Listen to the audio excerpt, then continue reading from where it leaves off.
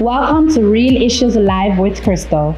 This is where we have authentic conversations about issues that affect us as a society. Join me as I have different guests coming in to share their take on various topics. I too will share my story of hardship and resilience. Please remember to subscribe, like, comment, but most importantly, share with others so they can be encouraged.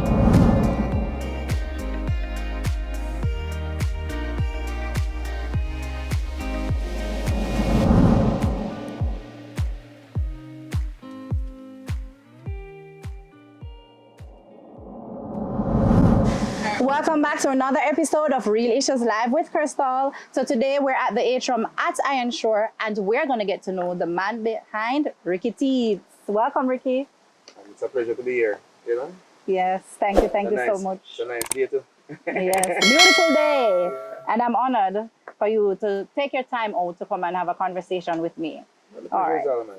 So people know you as a dancehall artist. Yeah. I admire your philanthropist gestures, and that is all I ended up asking you to come on the show, because I see the man behind that. But before we get into that though, I want you to tell the audience a little bit about your upbringing, school life, growing up and so forth. Okay. Well, I was born at 75 Barnett Street. A lot of people don't know.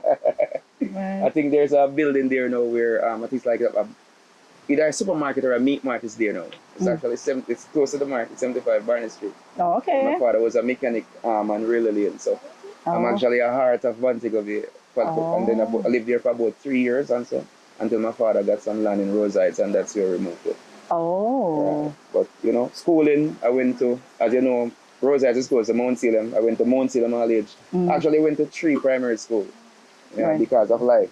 I went to Howard Cook Primary, Mount Salem, all age, and that time, I think it's before Mount Salem become primary. Okay. Mount Salem, all age, and also Leety Primary.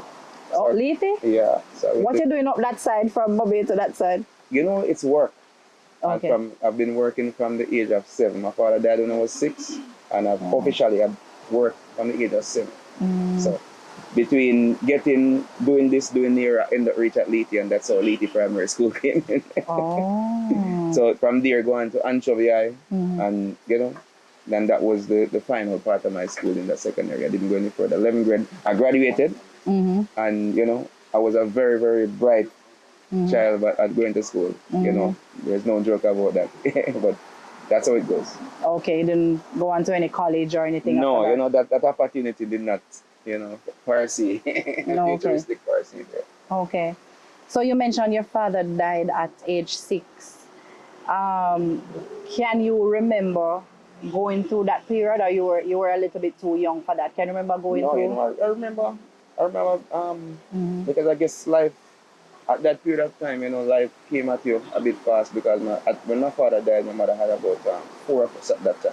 Completely, it was 7 of us. I have 3 sisters and 4 brothers. One of my brother died also in 2006, but you know, life came at you fast, and you kind of understand and actually grow as a man. And you learn to become a man at an early stage. So, you know, I actually remember a lot of bits and pieces, but you know, the memory is still there. I never lost it.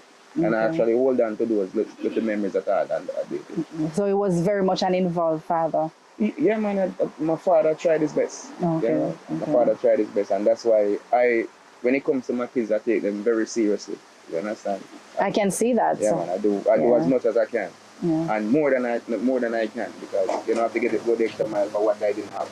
Yes, and that's good, because we don't see a lot of fathers being so vocal. Because even on your social media, I saw you teaching him how to read, or was he reading something for you? You know, when it comes to, because when it comes to schooling, I believe that at his age, you know, that's how I trained his sisters, because I was very adamant in his sisters learning reading and calculation and all that thing very early, because I know that as a child, that was what helped me to maneuver a lot of the things that I didn't have a problem with.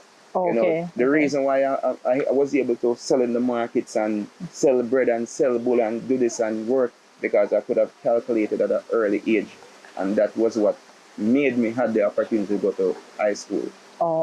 Because of, you know, so I tried to instill that information in them from early. But people would say that is, for it's against the law for children to really work, you know.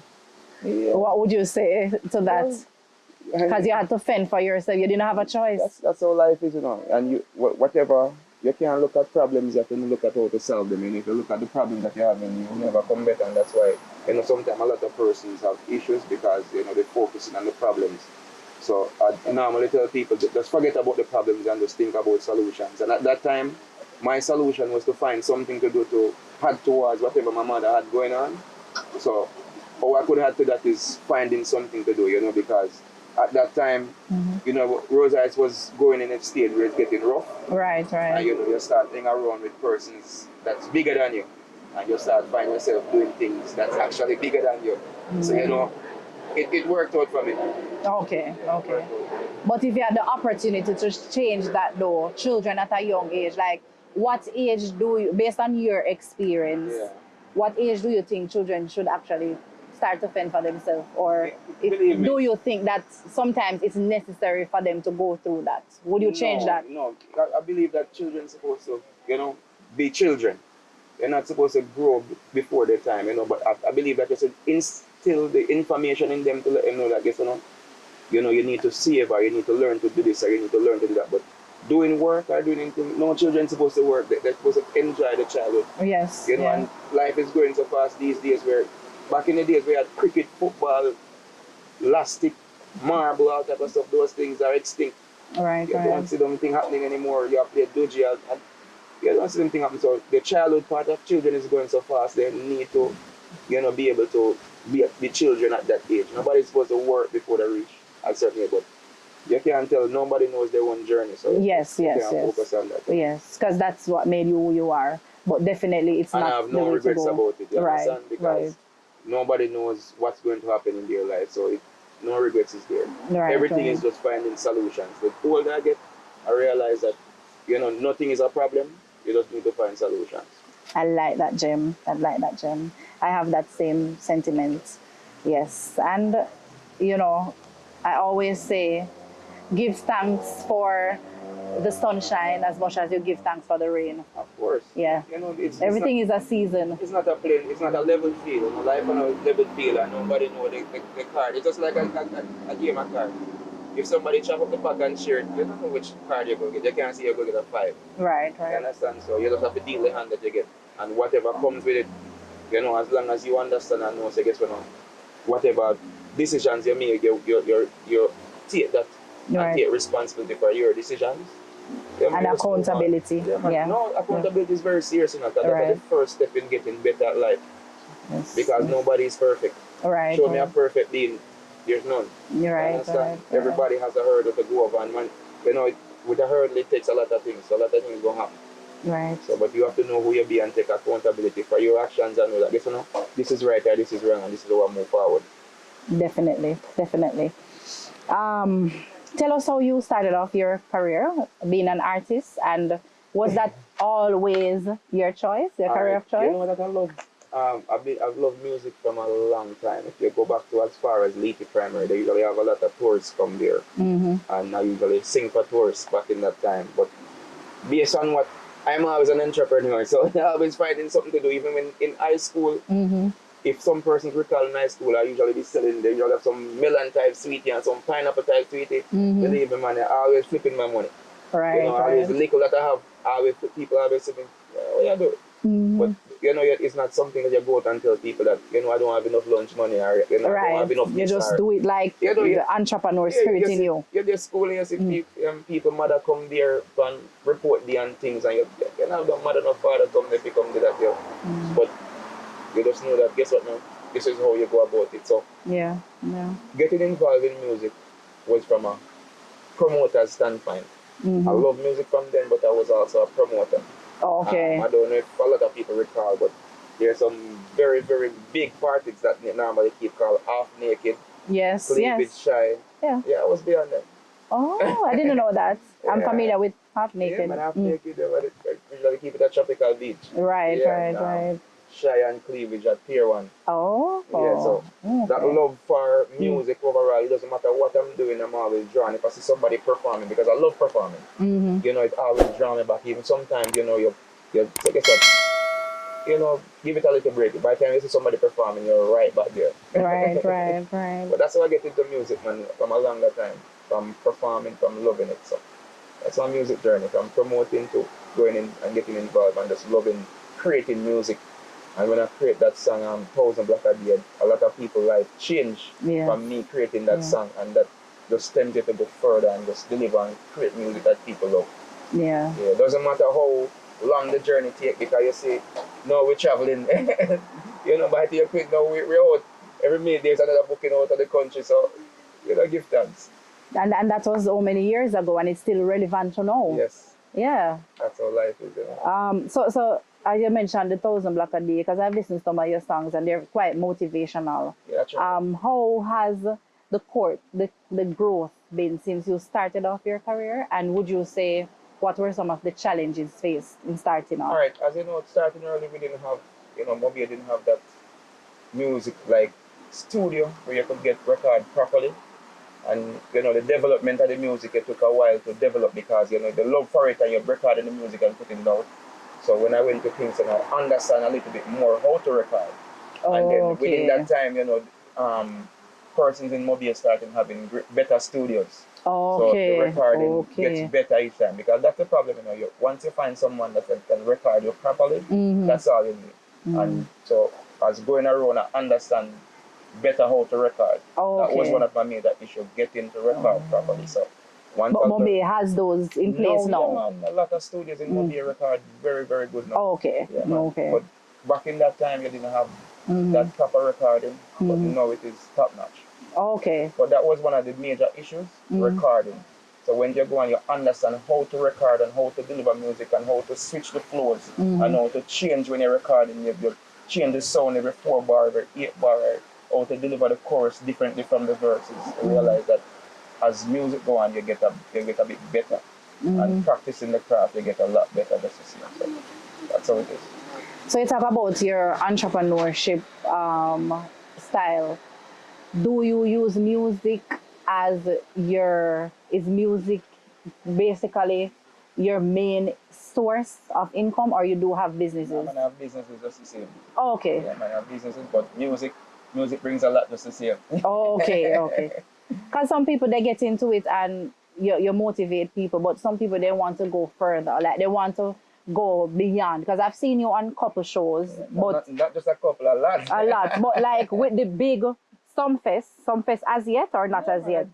It's funny, I've done Sumfest 4 times now. Oh, okay. So I wanted to ask you how far you wanted to take your music career. A lot of person, because think, but it's not something that you go out and I've performed on Sumfest 4 times. So wow, I didn't know that. I've performed on Sting, I've performed on Rainforest Seafood, I've performed on Jam Fest several times, I've performed on Crab Fest several times. I've performed on Kite Festivals. I've performed on so many of the major shows, GT Extravaganza, a lot of the major shows, but people tend to see what they want to see, and you can't stop that. Yeah. So and because the social media now, how do you maneuver that now, where social media pretty much artists is pretty much you're knowing them from the social media, the TikTok, the this and the that. Very good. What do you think about that? It's one of the best things happening. Social media eliminate gatekeepers. Ah. Because first, music, you have to go through certain persons and certain channels. With social media, you don't need to go through that person. You get up tomorrow morning and you have a viral moment and you're gone.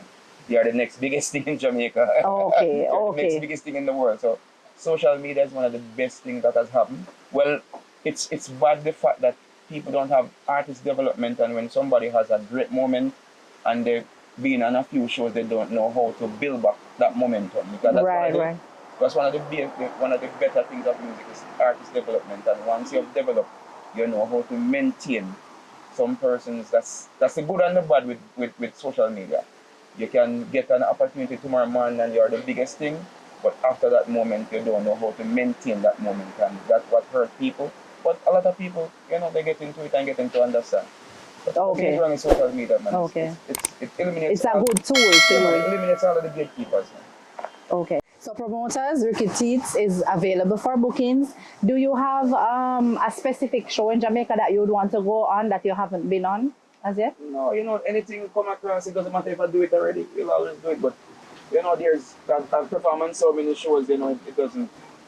There's any show is there, and once you know the promoter is ready, Right. yeah, I perform on Monty could be a jerk festival, you know, a lot of shows. I've done a lot of shows, so it's no big deal to me. What about on the international side of it? Well, that's where you want to take it. I just came back from Trinidad a few days ago. Oh. Wonderful show. I'll be going back to Trinidad next month, and then within May, I'm going to Guyana and Barbados. So. Okay, so you're available for bookings in the Caribbean. All right, promoters, the link up RICKEYTEETZ. At the end, you can tell us where they can find you, socials and so forth. So shifting away from music, as I said, I follow you on social media, and I think a few days ago you posted giving out care packages. That resonated with me because I also have a foundation that assists people who are in need. I started off in the pandemic. You know, a lot of persons lost their jobs and just needed help in that time. But then mental health, I'm very big on that. This whole program is all about that. That's why you're here, to encourage persons, you know, who are going through a rough time, who need some motivation. How important do you think is mental health? And have you ever had a low moment in your life that caused you to want to give back in such a way? All right. You know, it's not something that's talked about every day, but as from personal experience, I had, not me personally, but years ago, the house that we were living in Rose Heights, it burned to the ground. And, you know, it's from help from persons that we were able to get back things on track and build up back. You understand? So I know what it feels like to be homeless from a house burning down. Right. And, you know, over the period of time, my mother had 4 kids, go to 5 to 6 to 7 kids. And, you know, she, based on the hardships of life, she kind of tends to go through that period where she had mental challenge issues. So I know how, you understand, I understand how it feels to really go through that. So that's why the rapport with, even if you look at the social media presence that I did with the persons, you know, it's so easy to interact with them because, you know, I understand what it is like to be homeless. I understand what it is like to have mental issues from, you know, going through and seeing these things firsthand. You know, so it's something dear to me. It's something genuine to me. I don't do it for any form of props, for any form of recognition. It's something that's dear to my heart that, you know, I always try to give back as much as I can. And as even when I was selling in the markets and things like that, you know, I always try to give back from those times. Even when persons, you know, if the person something costs $5 and for someone at $4, I still give it to them. So I've always have that thing in me where I've been always giving back to a lot of persons. It's just that you don't really talk about it, and we don't do things. You know, you just don't do things with people. You don't have to talk about things that you do for people. But every now and again, you have to show and encourage that other persons can take on that journey just like you. That's why. That's all my love. All right, so that's why, you know, for mentally challenged persons, you know, and homeless persons, there's something dear to my heart where I always do it genuinely. You understand? And it's a good thing seeing that, you know, people also want to be a part of it. You know, knowing that I'm doing it genuinely, I'm not looking any recognition from it. You know, there's a lot of persons saying that the next time I'm doing something, they'd like to be a part of it. They'd like to know when I'm doing it so that they can, you know, donate something or give something. You understand? So, you know, it's something that I appreciate and I love giving back to people. There's nothing, you understand? There's nothing good, you know, that I would change about that. I just love know that, you know, whatever is happening to me, I can give that joy, that love towards people, and they feel, you know, sometimes people just need a little bit of encouragement, a little bit of change in the direction that they're going. And you know, I'm here for it. I'm always going to do that. Yes, I'm nodding because I can see a lot of myself in you, because I too had a close family member of mine with mental health issues. And the thing is, we didn't really know. At least you had identified that with your mom, but we didn't know until, you know, she passed. We you know, persons would say, oh, you know, such and such and whatever. And then sometimes I somewhat feel guilty saying that, okay, if I had known it was so bad, I would have probably tried to step in and probably bring the person to rehab or, you know, do what I could do. So I'm very, very passionate about this topic. It's something that's dear to me, man. Something that's dear to me, and Yeah. something that, you know, anytime I get the chance to do it, to give back, to, you know, the mentally challenged or to the oldest, you know, I'm always going to do it. Yeah, I must commend you for that. And I definitely want to be a part of that as well. Your mom, was she clinically diagnosed, or how would you say, you know, yes, it's mentally challenged? Was she on medication? No, she wasn't on any medication, but from, you know, from her actions. Oh, her actions, you could see, but you could see that it didn't just came overnight. It was The through stresses the of life, and the yes. stress and stuff. You know, but she was in good frame. It's not like somebody was, you know, walking down the street, but you could see from her actions that, you know, she wasn't the person that you know. Right. You know, but at the same time, the love that we had for her and the love that we had for each other, nothing could have changed that. Right. You know, until her passing, my mother was always, there's one thing I learned from my mother, is cleanliness. My mother is one of the cleanest persons. You know, you're always cleaning. And, you know, so it's not someone that, you know, out of by, but you can see that the person that you knew before, there was a change in her rapport. And, you know, you know that something is happening that's bigger than her. And she need help with. And at the time, there was no help, but, you know, that's how life is. You cannot try to justify anything. You just have to know that life goes on. And as you go along, whatever you can do to help and assist somebody, you do it from your heart. You understand? And whatever you can do, because you can't do everything, but you can assist even one person, you do it. And it takes a collaborative effort. The government, they have a program in place, but I definitely believe that alone is not enough. Private persons can come and, you know, develop programs that is readily available and accessible and free. Yeah, man, it's hard, you know, and to deal with all people. And it's something that will take a lot of money and facilities. So you can, you know, they have to do what they can do.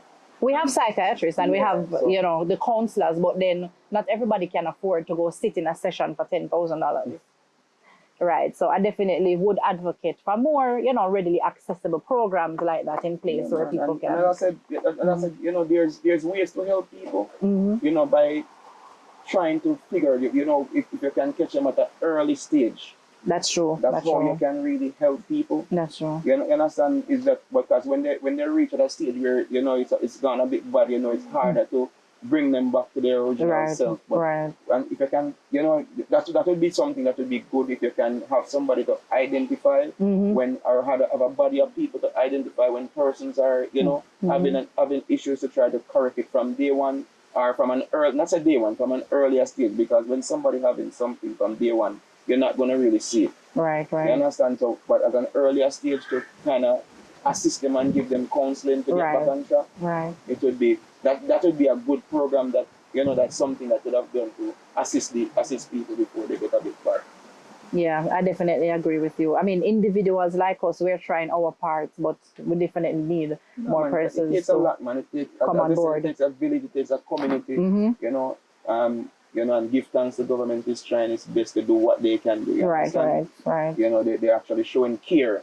Right. So that is good. And you know, and I'm going to put the flip side around, because I have a foundation, assist people in need, as I mentioned to you.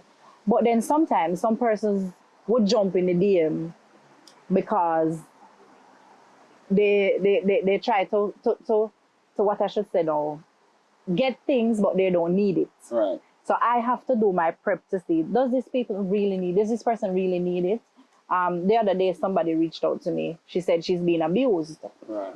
And she need money to move from her house because, you know, the partner is abusive or whatever. I too sometimes have my struggles. And so, but then hearing that, the first thing is to jump. I didn't get a chance to do any form of background checks or anything. I do, you know, get assistance from donors. So I just jumped from personal. So afterwards, after sending the money and everything, I realized that that's not true, and it's just something that she's been doing, you know, and even other persons too. So how do we protect ourselves? So we are givers, but sometimes we get drained, and you know, sometimes we personally don't have it all, and we give away what we have, even though you know we may need it. How do you balance being a giver? Well, you know, and your mental health? Yeah, but at the same time, you have to, you know, sometimes you have to do due diligence. Not because someone says that they're going to do something, Right, you have to read. right. Because, as you know, everybody's, you know, it's the world we live in, and persons are going to try, you know, to get what they can get. Yes, so you have to just do your due diligence and know that, guess what? All right, this person deserves. Right. It's just that sometimes the urgency, you will look at the urgency. Right, and right. You can make your act, because you're saying that if somebody's going through something, you know, you don't want to get up tomorrow morning and hear that, you know, they something happened to them and you could have done something. But you have to do due diligence and make sure else, you know, people will take advantage of it just to see it. Yes. Because, you know, it's life. But there must be numbers, because I couldn't help her. She's been abused. I can't help her if she was in Kingston. So I'm going to get numbers, put it up on the screen for, you know, programs or persons who they could reach out to in situations like these. And in that case where she's been abused, you know, you could recommend that she contact the police or something. I did that. You understand? Because in that case where she's been abused, you know, that's a police matter just the same. I did that. You understand? So that's one of the recommendations first you can give and say, if this is happening at this moment, you have to do your due diligence. That was the first thing I said. What they need to do is contact the police, get security, and then, you know, as you contact the police from there, then you can try assist her in getting donors to help her move to somewhere. Right, or right. does she have somewhere that she can stay, that she have a mother place, a father place, or somewhere that she can stay until, you know, you can assist her to get her things out. Although sometimes people just, they know that their partner gone and they want to move up by the time they reach back in. So. Yeah, so it was a matter of urgency at the time. Yeah. But yes, I definitely did recommend the police. But, you know, I'm going to get agencies. I wish agencies, you know, who are watching this interview right now could contact me, reach out to me, you know, counselors, psychiatrists, you know, police officers. They must have a segment for that, some kind of section where, you know, I can have help numbers, emergency numbers in place for persons who are watching. I can easily, when they reach out to me, I can easily provide those contacts for them. Wow, what an interview. Yeah. Wow. Finally, give us your final words of encouragement and just tell the public where they can find you for booking and how they can support your music. Encouragement in the fact of? Overall, encourage the people who are watching you, the audience. Well, I would encourage anybody, life-wise. If it's life-wise, you know that it's consistency and finding smarter ways. Not just, you know, hard work is the key, but you also have to find smarter ways to work with hard work. You understand? Talent is nothing without hard work. Just put your smartness along with the hard work and find people that, you know, can uplift you. Because sometimes your surroundings, you have to have proper people in your surroundings to make whatever dreams and ventures that you have. You know, don't limit anything. Don't limit anything that you're doing. Find ways to just assist you. But people will always, you know, you have to find people that have the same dream of you as yours. And that's so hard work and persistence, and nothing can stop. You understand? There's no mistakes. Everything is either a lesson or a blessing. It's either you're going to learn or you're going to earn. So just consistency, hard work, and just find a smarter way to do whatever you're doing to make it work. And find good people in your surrounding. You need, you know, sometimes the people that are in your surrounding can be a big setback, you know.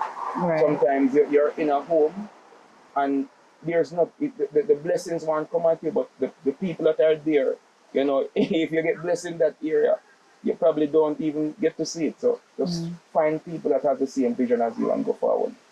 And nothing can stop you. That's how it is. It's life. There's ups, there's downs, but you know, everything is there for you if you put your mind to it. There's no setbacks in life. Just learn solution and find solutions. Wow. I hope I'm not oversaying things. No. I'm just nodding because, you know, you resonated with me. And that's genuinely from me. That's nothing made up. Right. Yeah. And that's how you live your life too. Yeah, man. You don't see things as, you know, a misfortune. You see it as a lesson. Right, because no, before you was afraid to do this, and fear is one of the biggest killers, Right. Thinking about what's going to happen or how and you're putting projecting all that fear on yourself, and you don't do anything. So you have to just take out the fear and just move and know that you're gonna either learn something today or you're gonna earn something today. Not earn as in monetarily, because some people when they hear the word earn, they're thinking it's monetary, but it's just the next step in your milestone, next step what you're doing. You understand? And that's how it works. Wow. Nothing happens overnight. If you're looking at, and sometimes some things happen for people overnight, it doesn't last. You understand? It doesn't know. And don't put any form of something I can say to persons, take out negativity. Take out any negativity. Don't say you can't do this, or don't say you're not lucky. Just put positive thoughts in whatever you're doing and just let God work. Yes. You understand? You have to put God at the forefront of everything. Yes. Yeah, man. Let God work in miracle on you, man, and bless him. Yes. Yeah, they don't say it's a slow that take a long time. Just let him work. Him go give you what you're supposed to get once you're putting in the work and once you're doing it right. Wow. You're just dropping gems. Right. I'm just in awe. Thank you so much for your words of encouragement. Thank you for your transparency. Yes, but it's not where you start. It's in life. What I can tell people is not where you're starting. It's where you project your mind to go. You understand? You cannot worry about negativity, what people say about what you're doing or about you. You have to know the vision, where you're going and where you want to reach. You understand? Everybody starts from somewhere.